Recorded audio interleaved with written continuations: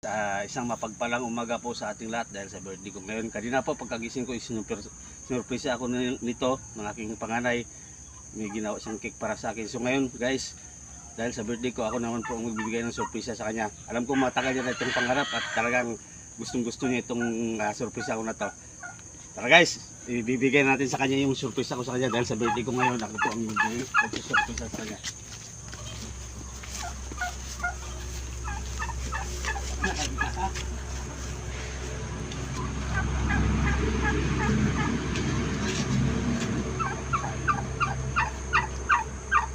Guys, ibibigay natin sa kanya ang matagal niya ng surpresa.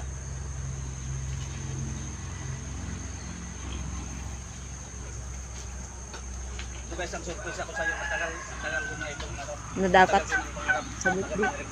Na dapat sa birthday niya. Dapat sa birthday niya ito ibigay ko. So ngayon lang po, natapos ko lang po. Sa birthday mo.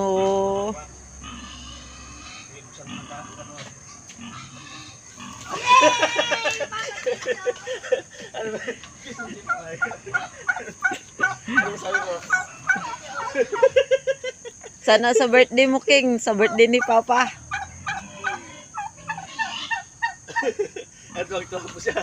Napayakap po siya sa akin sa sobrang sa sobrang tuwa.